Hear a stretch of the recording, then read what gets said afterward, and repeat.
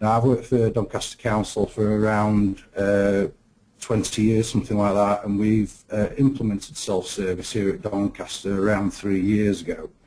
So I'm going to take about 20 minutes of your time talking about our journey through self-service. So you're probably all aware of the key benefits to implementing self-service in your organisations, but I thought I'd just reiterate some of these to start with. Okay, the first thing that people associate with self-service is making efficiencies in your organisation.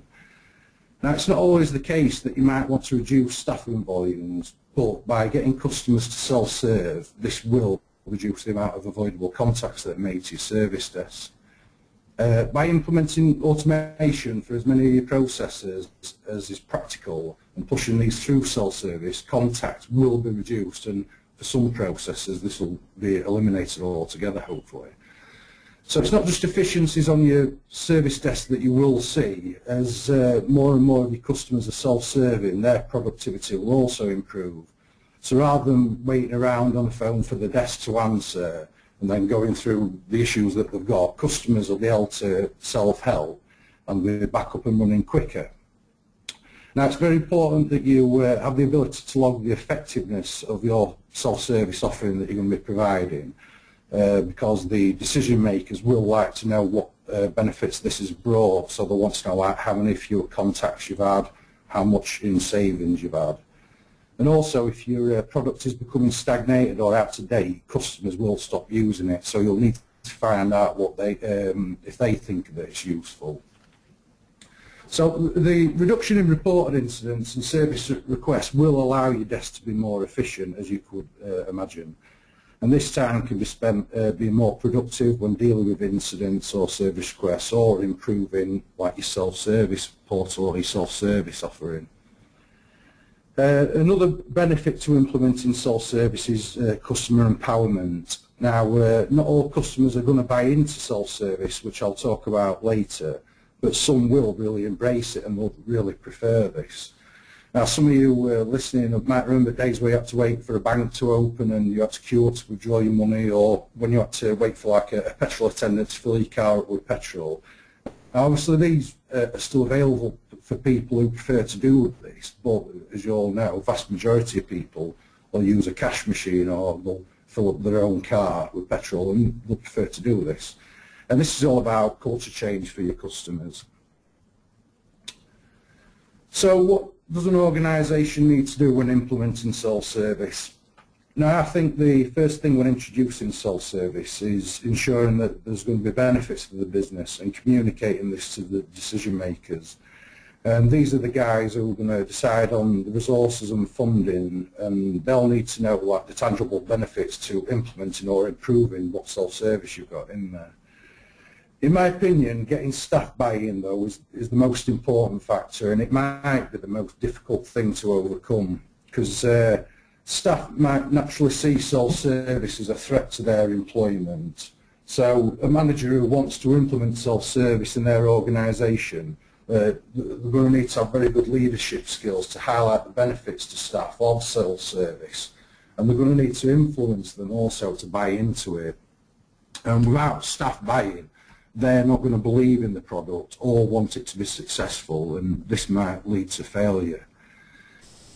Having excellent reporting is going to help you with designing your service. Now, what I believe you need to be able to do is to determine the highest volume of avoidable contacts that you're getting and work to address these first with your self-service product. And by concentrating on these initially, you're going to be able to see the greatest benefits straight away. You should also think about what are the services you want to offer on your self-service portal. So is it like frequent asked questions, trading guides, information, ordering, and so on and so on. It's also going to need to be aesthetically pleasing too, so you have to think about this in the design process, and it's going to have to be easy to navigate, because if it isn't, it probably won't get used. So once you've got your design, you need to promote the new service to your customers, ensuring that you highlight the benefits that it's going to bring to them. So it's going to have faster resolution time, 24/7 service availability, access to information that they'll find useful, being able to contribute their ideas to the service that you're providing. And you're going to need to make sure that you don't just see this as a cost-saving exercise, because customers will have doubts about that if that's what they feel, and they'll have doubts about the quality of the service that you provide, and if that's what they believe. Now, something you might want to consider is the priority which you wish to place on self-service. So if you've got, for example, a higher percentage of analysts dealing with your telephone than you have with self-service requests, you might want to consider switching these around. You might want to give a higher priority to your portal, your self-service offering, and possibly a worse service through the other channels that you provide. That could be an option. And some people might think it's like bad practice to actively provide a poor service for something, but you'd have to really think about the benefits that it will bring your organisation going forward. So it's a bit of a moral conundrum, this. Something we did at Doncaster is we totally removed email as a channel, for example, because we knew that unless there was an issue with our intranet, if a customer could access their email, they could access the self-service portal just as easy. And other than that, they can call us like for critical issues if they can't access their devices, for example, to get access to self-service. They can use the phone. But we obviously, like before we removed email as a channel, we gauged the reaction from our customers before we did that. So we'll talk a lot about how we've incorporated self-service and what self-service means to our business. So this is Doncaster Council's ICT vision statement. It's using the technology of today to help us build the Doncaster of tomorrow. And this is backed up by 4 simple metrics that are critical success factors to Doncaster Council. So resolving 70% of incidents in first contact. This is about quick resolution time. We've got the next one, 97% for critical services. So this is high critical service availability. We've got excellent customer satisfaction. And the last one we've got here is that the self-service portal is going to be the preferred method of contact by 60% of our customers. Now, you might think that this metric seems a little out of place with the others that we have there, but self-service is something that Doncaster Council are promoting throughout the authority with what we call the Digital Council programme. So what is Digital Council?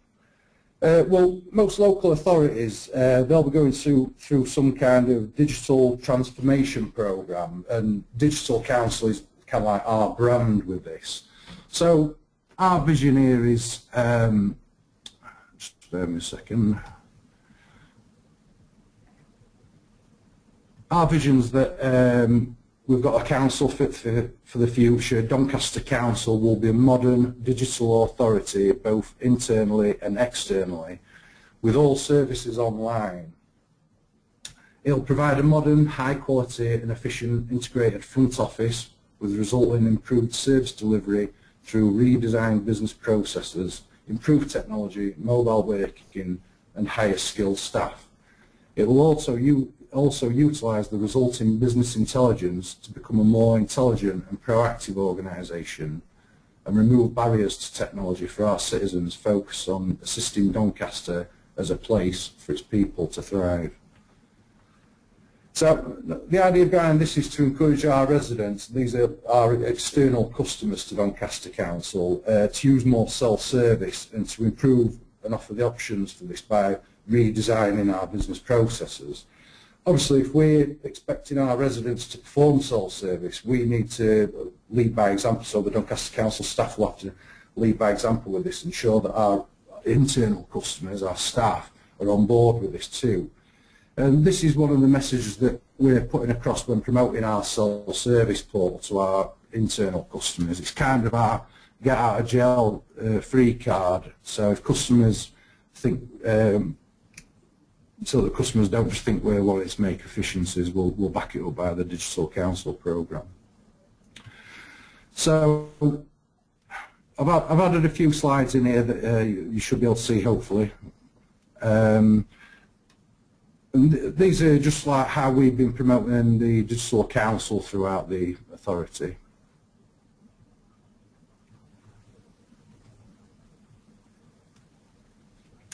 and there's a few more slides. I think these are quite good, and as you can see, we've totally ripped off the FT cards that you can see.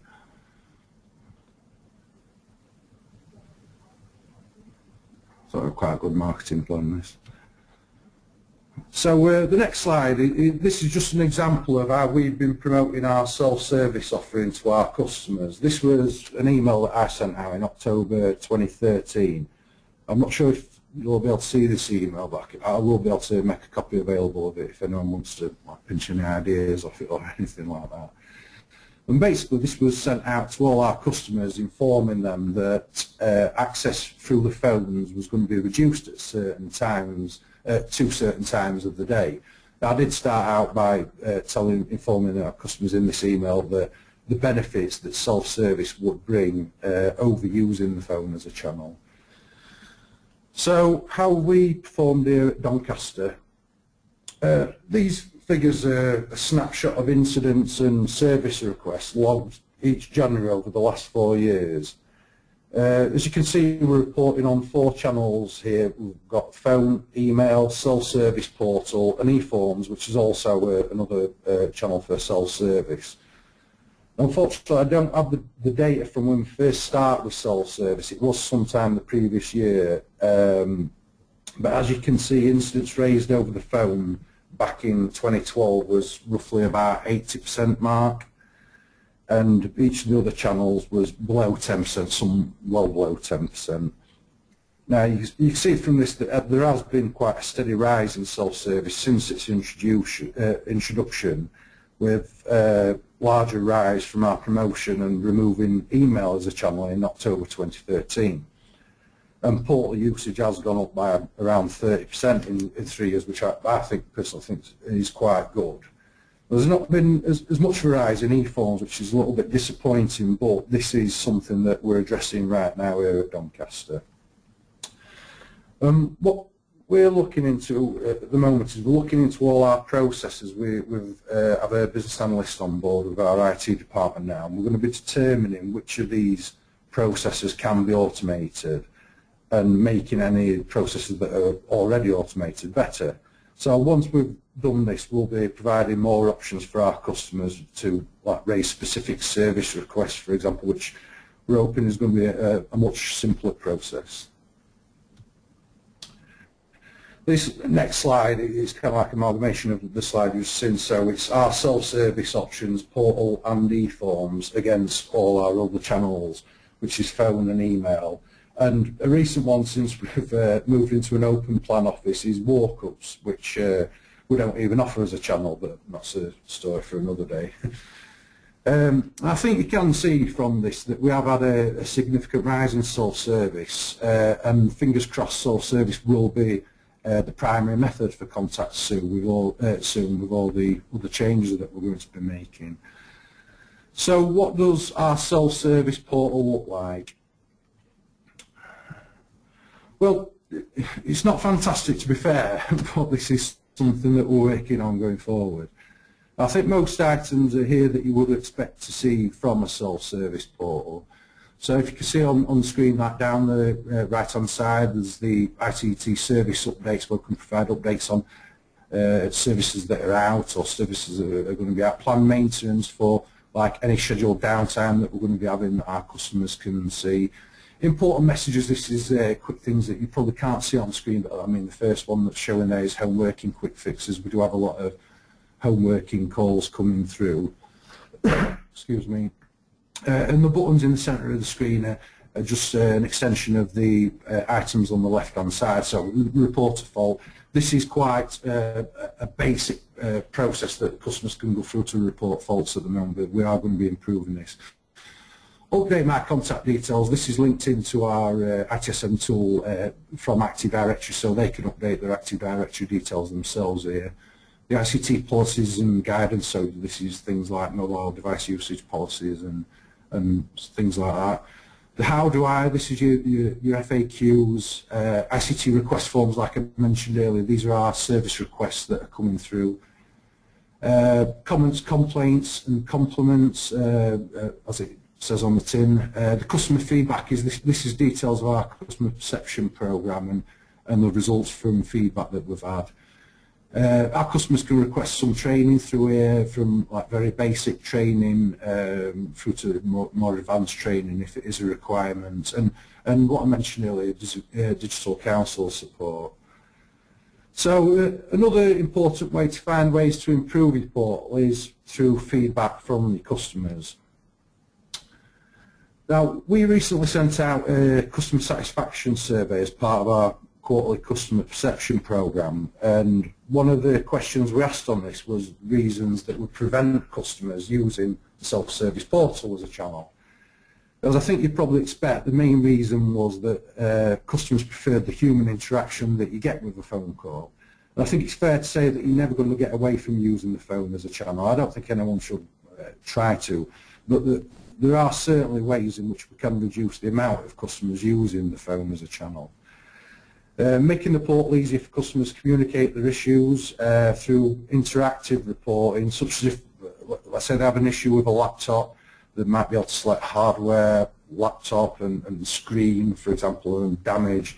And this is like just an example, but hopefully something like that would ensure that the request does get through to the right team quicker, who are going to be able to be the fixers for this, and the customer's going to get a quicker response time. We can also try and encourage some of our these customers who prefer to log by the phone by encouraging them to change their culture, and this through training and guidance and just a bit of education for the customers here. As you can see from the slide, the second highest reason is that customers say that they feel they get a slower response when raising incidents and service requests via our portal. This is feedback that Doncaster Council is certainly using, and we're working on ways in which this can be improved, and more importantly, communicate to our customers the improvements that we are going to be making to alter their perception in this. So ways that we can improve this are, for example, giving incidents and service requests raised via the portal a higher priority. We could assign more agents to work on the portal rather than the phones. Improve the aesthetics and, as I mentioned originally, and ease of navigation through the portal, and automating more of our request processes, and there are many more ways in which we can improve this, and we will be doing. So from this slide, all other aspects of the feedback that have been highlighted here, and we did ask for like general feedback also, but these can be generally improved by providing customers with information about how this service has or is improving self-service, and providing training and guidance on how they can use the portal and the benefits that this will bring. So what are Doncaster's plans moving forward? I think first and foremost it's to listen and, more importantly, act on the feedback that we receive from our customers. If they feel that changes that they're wanting to be made, that the changes they want are being made, they're more likely to use the service, and we're going to ensure that we continually get feedback from our customers and look to provide them with the service that they want and not the service that we think they want. Monitor the quality and performance. This will make sure that our portal doesn't become outdated and useless. We want to monitor the quality of the articles that we're putting on there, ask customers to gauge the article's effectiveness, for example, and having the ability to say whether an article has been of use, or being able to report inaccuracies in articles, will help us to have the right information available for our customers. We'll be doing this by redesigning our portal to make navigation easier for the customer. I mentioned this earlier, for example, the broken screen on the laptop, what I mentioned earlier. We want the portal to be excuse me, the preferred contact method, and improving the customer experience using the portal will help us with this. All of our processes, as I mentioned before, are currently under evaluation, and where possible they will be automated through the self-service portal. And further promotion, keeping the customer up to date with the changes that we're making and the benefits that these changes will offer them. Continual service improvement, never thinking that we have the perfect self-service offering and resting on our levels, because we certainly haven't at the moment, and we'll always look for ways in which we can improve this.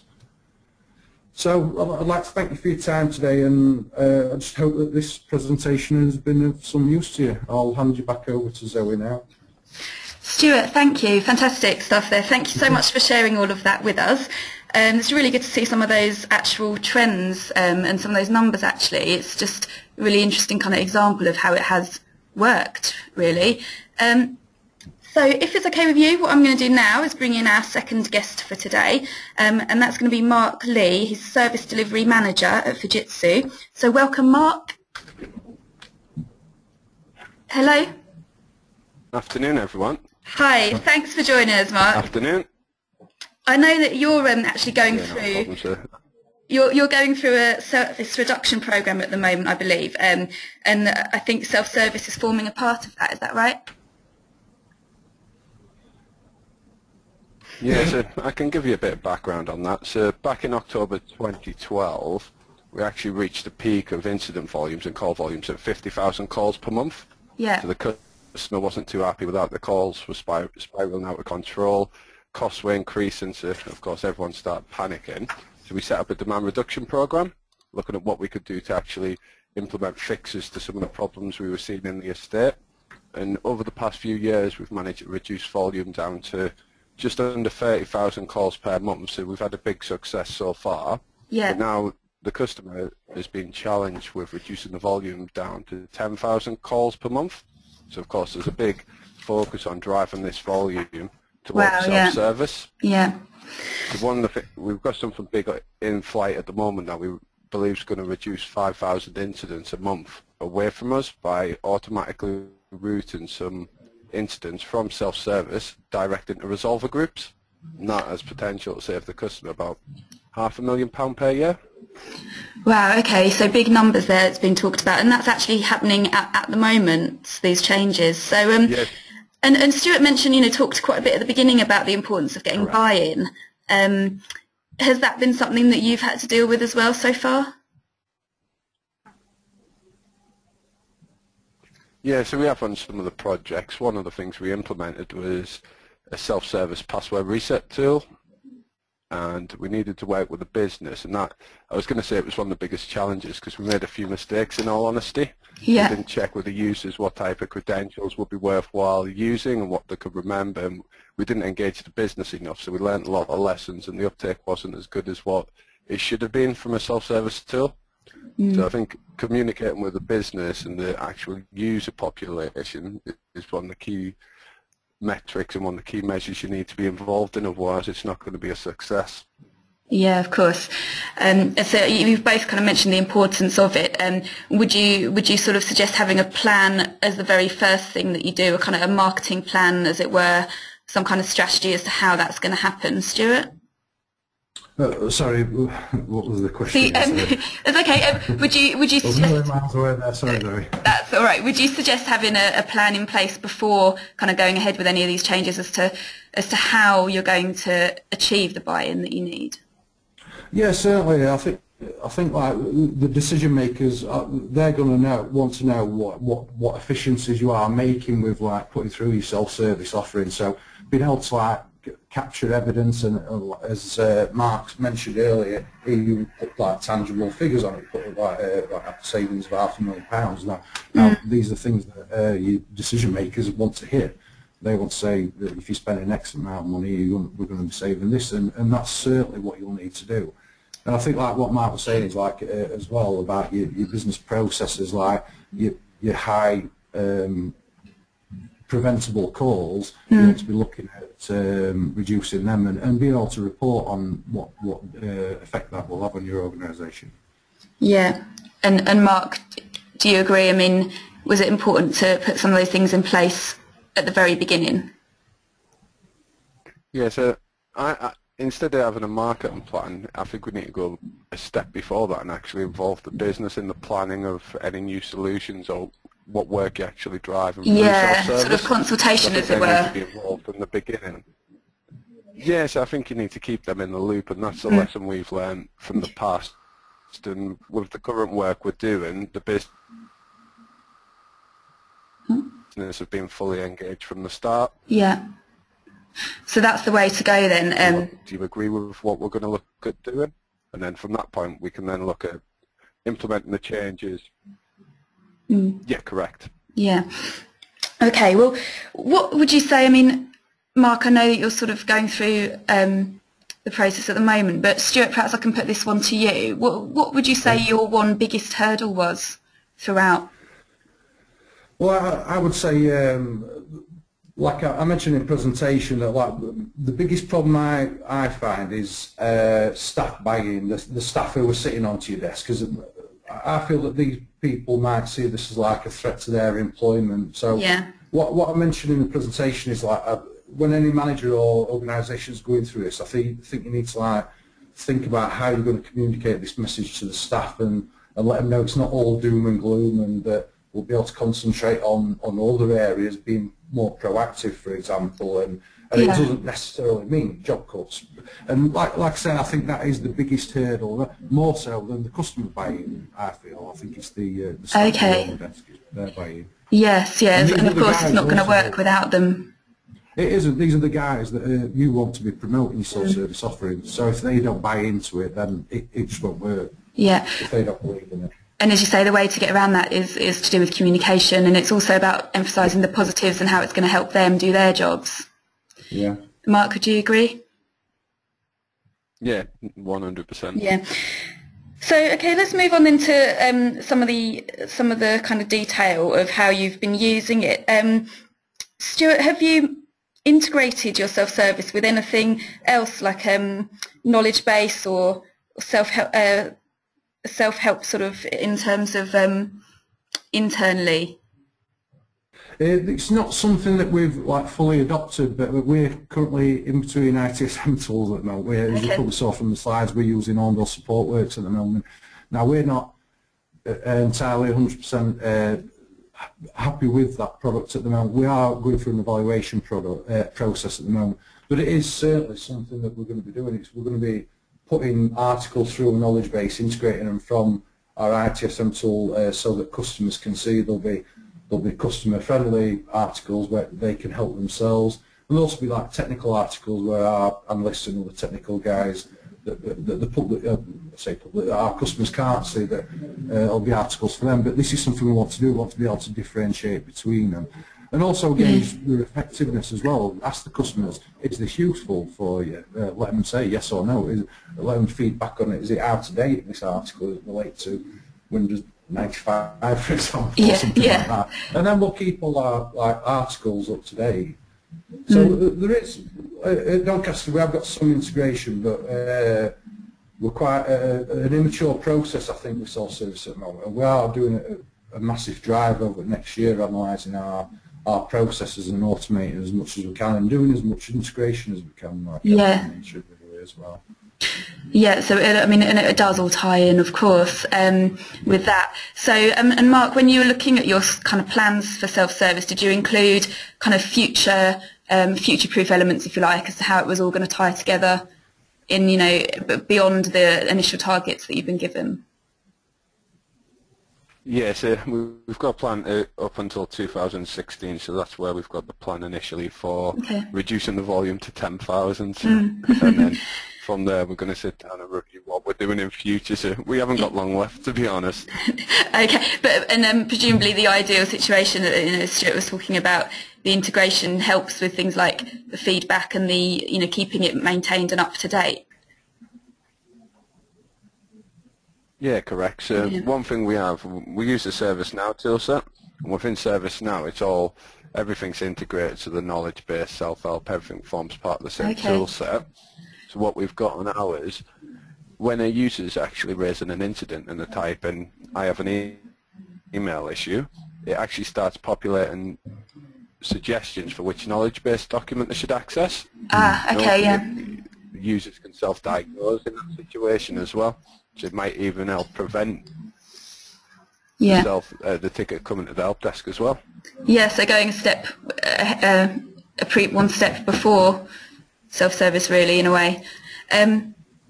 Okay, fantastic. So yeah, because there are some issues. Sorry, Mark, I interrupted you. something I was going to say. No, it's all right. Continue. Not a problem. Yeah, something I was going to say to from what Mark said there is, if something I feel is quite important is if you are going to be having the process in place where customers are self-serving, it's going to be very important that you make sure that you're logging how many of these are not coming through, how many customers are logging themselves, because this is, again, it's more important information for your decision makers, because if you don't do that, there'll be no record of prevented incidents or service requests that are coming through. Yeah, so again, that's probably something to look at in the early stages, and you know, you both mentioned the tool and being sure really that it's going to give you what you need. Yeah. Okay, so in thinking about when you might want to be making changes to self-service to the system or to what it contains really, how adaptable, Stuart, has it been so far? It's been okay. I think the major hurdle that we've had personally here at Doncaster Council is our ITSM tool, Hornbill Support Works. Now, it's something that, I mean, we've had this in place for roughly about 5 years now, and due to a recent restructure, the skills to administer Hornbill Support Works are very limited for us now. So making changes through this has been quite a difficult process. I mean, we know what change we want to make, but it's having the resource available to make these changes. So, like I mentioned, we're evaluating our tools at the moment, and this will either we'll spend more time getting more administrators of Hornbill, or we'll go to another tool. But yeah, it is. Yeah. So I mean, I guess the important thing for people to remember really is that it's like when you're looking at changing anything, it's got to be something that you look at from all angles in terms of are you going to be able to report on it? Are you going to be able to make changes to it? How is it going to fit in with your you know, the rest of your strategy in the future? And I guess it's looking at it from an overall point of view and not just as a piece of the puzzle that can be fitted in and left. Yeah. It's also about finding out, making the right changes. I mean, we need to know what the benefit's going to be there for making this change. I mean, let's say I can make any change I want within any time frame I want. There's no point in making changes willy-nilly on your self-service offering because customers will just become confused about that, and it might not provide any benefit. So it is about looking at what benefit it will bring to your customers or the organisation. You can get this through feedback, like through your own customer perception program that you have in your organisation. Find out what the customers think of it. Find out what changes that they really want to see on your portal. Yeah, and Mark, you mentioned some of that as well. Sort of gaining feedback and what the customer, what the user's going to want. Yeah, so we actually involved a wide range of people when we were designing the self-service portal.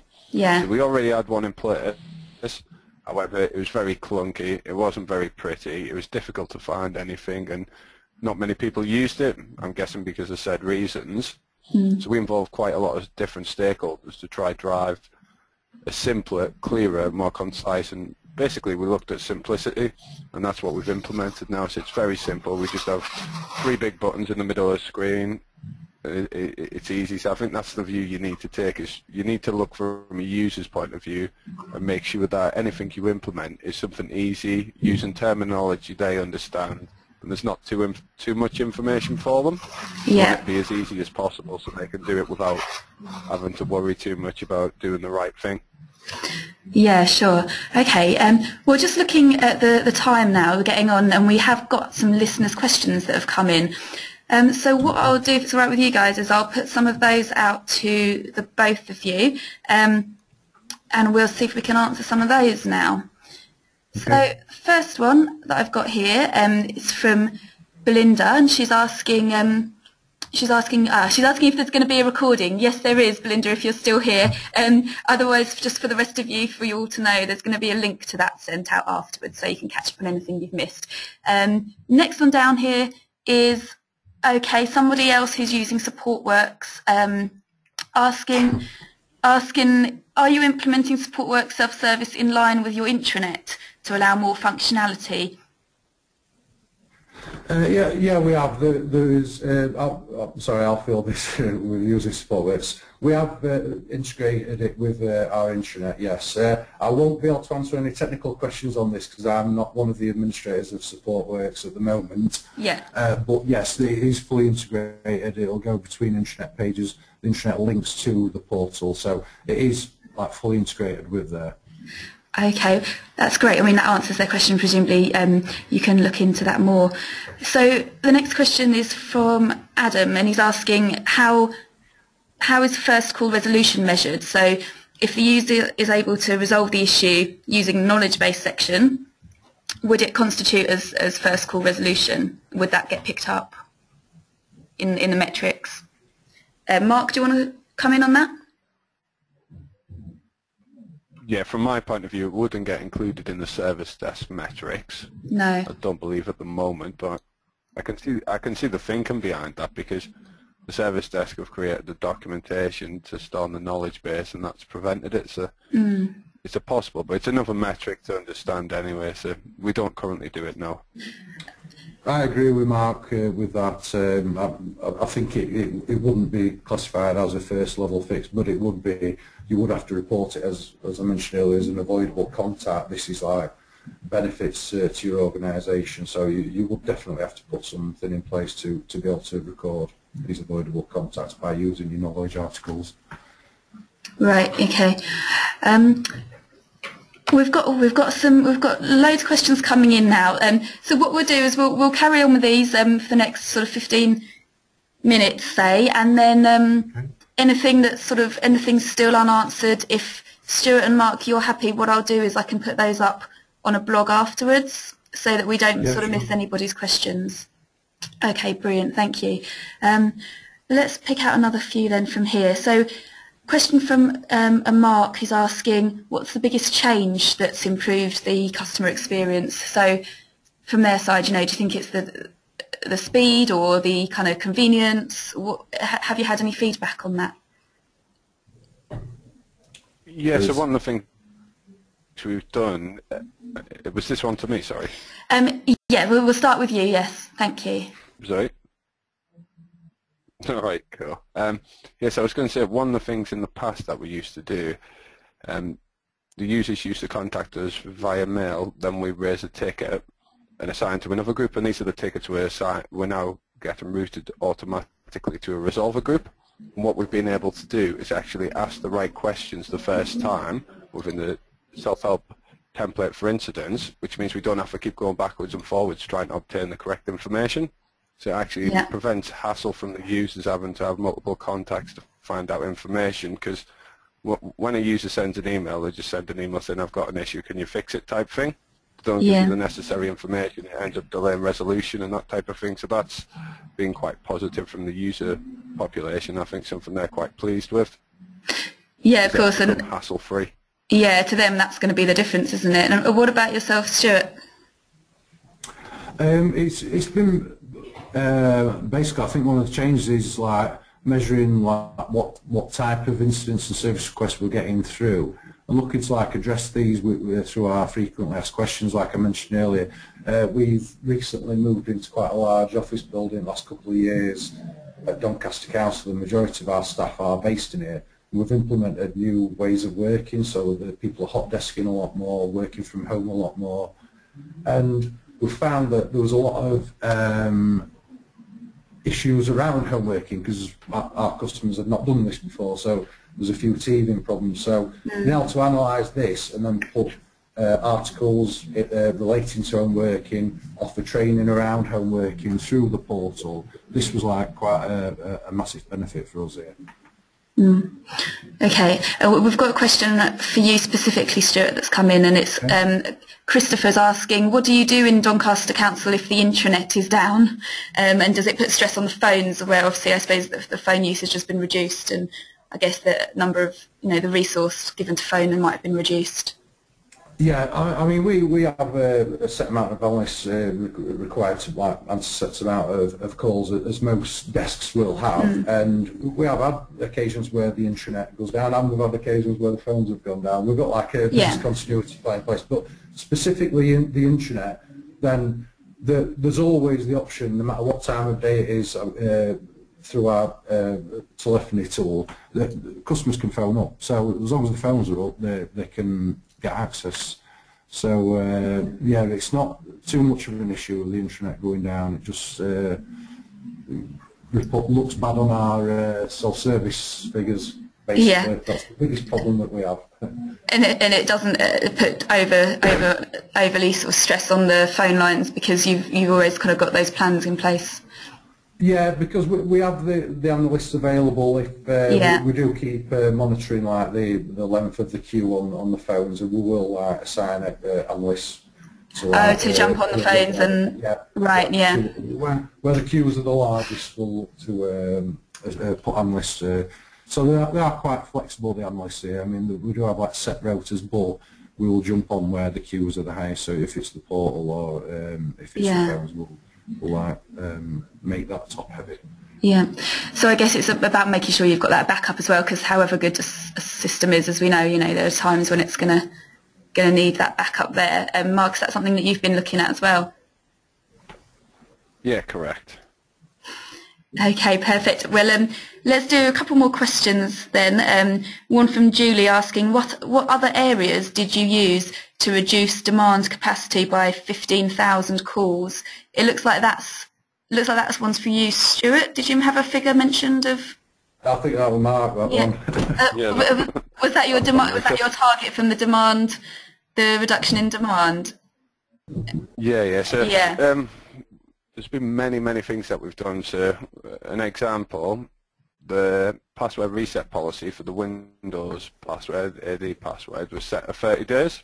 Yeah. So we implement the change to increase that to 60 days. That means passwords expiring less often, and straight away that drives down the volume of people forgetting the password when it comes to changing it. Yes. And now we're looking at doing that, increasing that to 90 days as well. So that's going to further reduce the demand. We had some applications which they had scripts running checks on passwords and things in the background that had never been refreshed, updated, and the applications had changed version numbers and stuff like that.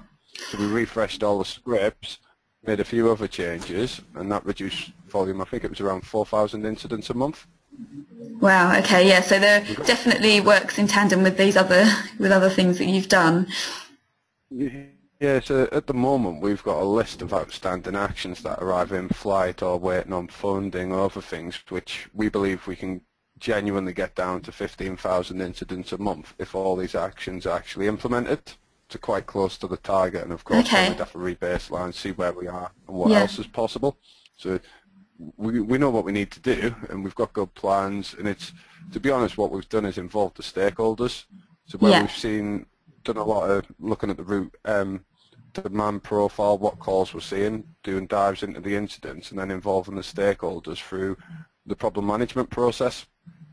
Okay. Running it through problems and holding workshops and that type of thing. So we've done a lot of work with different partners as well, so Fujitsu, HP, Centrica, British Gas, lots of different people in a room trying to have a look at this, and everyone's worked together.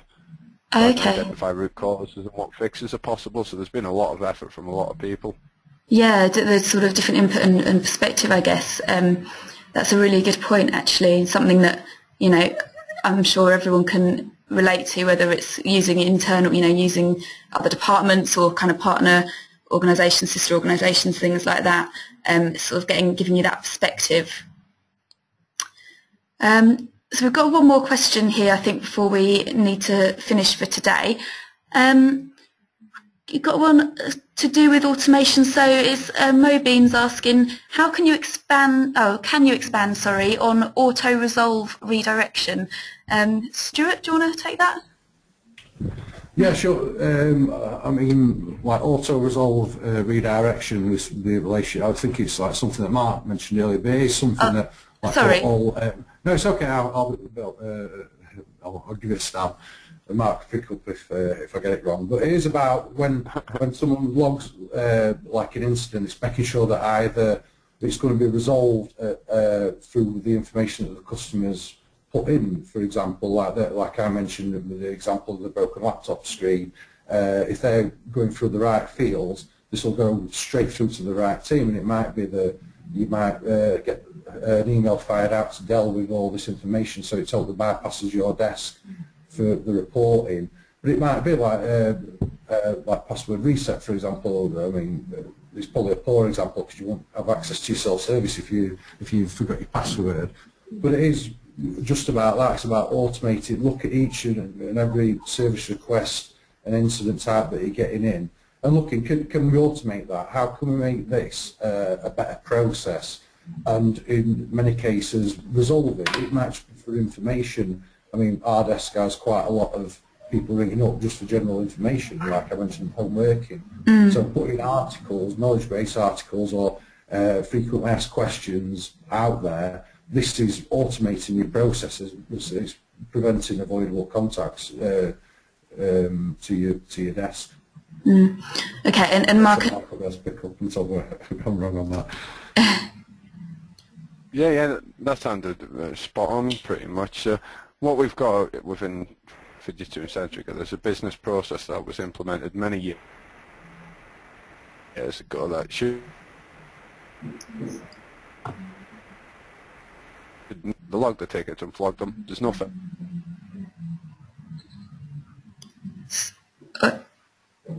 Seem to be losing Mark a little bit there. So what we're doing is trying to design login guides. It routes a ticket straight to the resolver group, never coming to the desk.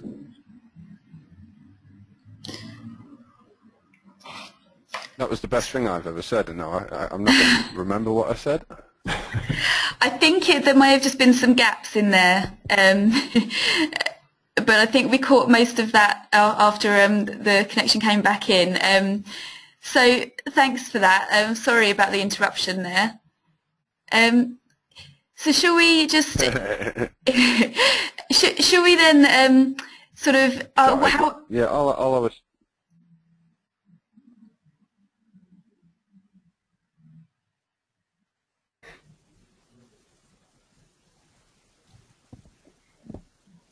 So can I ask you to finish, guys, by answering one last question, which is really to try and give your one sort of most important piece of advice for somebody who's just about to start implementing self-service or introducing self-service. Do you want me to start first? Yeah, go on. I mean, what my one recommendation, I suppose, would be to make sure that your reporting is effective from the start, and work towards addressing your largest volume of avoidable contacts first. So this is going to give your analyst more time to be productive, and this will aid productivity and make your self-service operate better. Excellent. Okay, thank you. And Mark, if you can still hear us, are you able to give us one key piece of advice for people listening?